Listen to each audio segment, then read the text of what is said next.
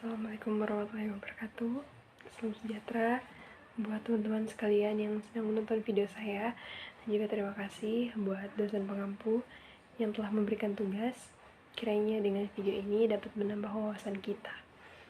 Oke, jadi langsung saja perkenalkan, nama saya Nelsi Indriana Matindas dengan NIM P10121021035. Jadi pada kesempatan ini saya ingin membahas tentang penyakit kanker tiroid. Kenapa saya tertarik untuk membahas ini? Itu karena di lingkungan saya itu pernah ada seseorang yang menderita penyakit ini. Nah, jadi apa sih penyakit kanker tiroid itu? Jadi penyakit kanker tiroid ini adalah penyakit yang menyerang kelenjar tiroid. Nah, kelenjar tiroid ini dia terletak di bagian leher dan dia itu berbentuk seperti kupu-kupu. Nah, jadi kanker tiroid ini dia terbentuk karena adanya pertumbuhan sel-sel yang tidak terkendali pada kelenjar tiroid sehingga menyebabkan terbentuknya kanker tiroid. Nah, jadi apa sih penyebab dari kanker tiroid ini? Nah, jadi belum ditemukan penyebab pasti dari penyakit kanker tiroid ini, tapi ada beberapa faktor resiko yang meningkatkan peluang seseorang terkena kanker tiroid. Yang pertama itu ada faktor jenis kelamin dan usia. Nah, jadi jenis kelamin, perempuan itu lebih beresiko terkena penyakit kanker tiroid daripada pria karena wanita memiliki hormon estrogen yang memiliki pengaruh pada fungsi tiroid. Nah, sedangkan berdasarkan usia, jadi kanker tiroid ini bisa terkena di semua usia, tapi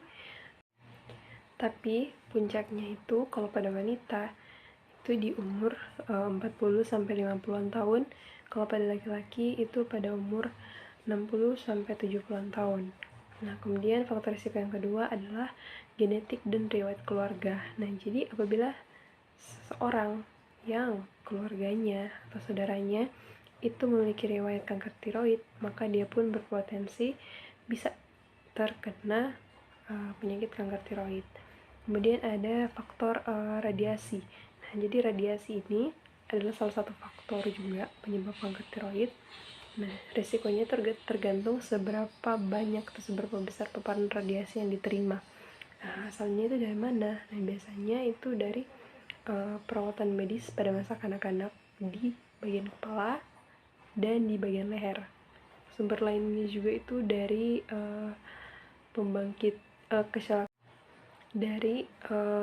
kecelakaan pembangkit listrik dan senjata nuklir. Kemudian ada faktor selanjutnya itu ada obesitas. Nah, jadi obesitas ini merupakan salah satu faktor dari semua jenis kanker. Jadi bukan hanya di kanker tiroid saja.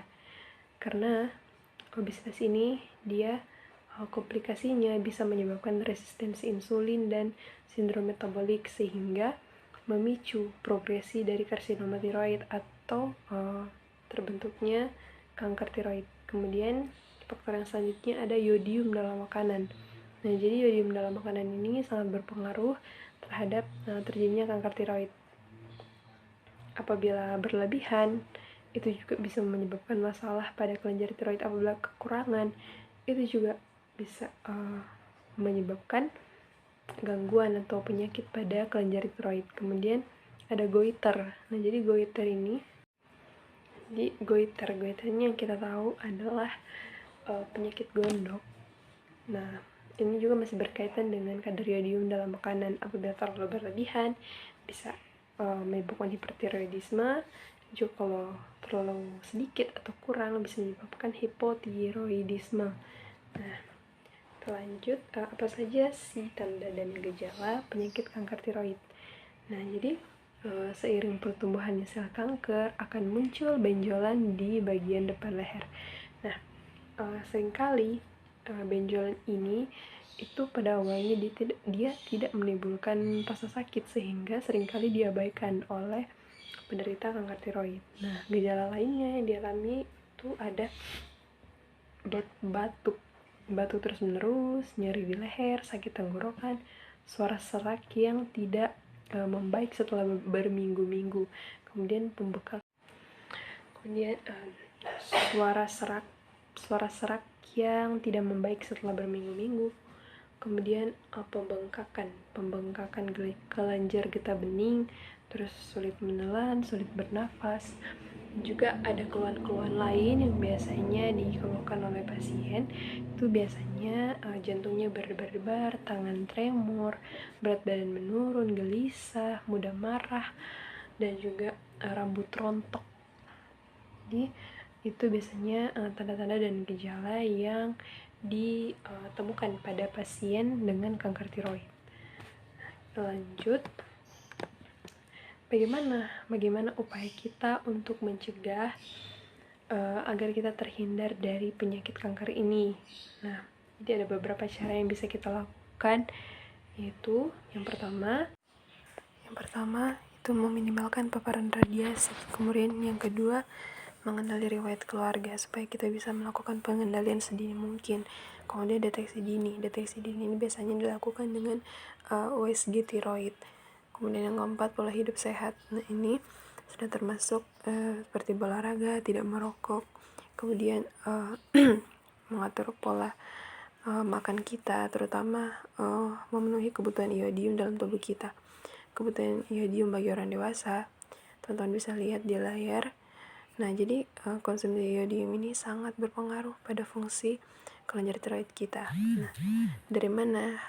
Dari sumber pangan mana saja bisa kita peroleh iodium ini. Nah, teman-teman bisa lihat ada dari rumput laut, garam beriodium, produk susu, dan lain sebagainya. Oke, mungkin itu saja dari saya. Sekian dari saya, see you.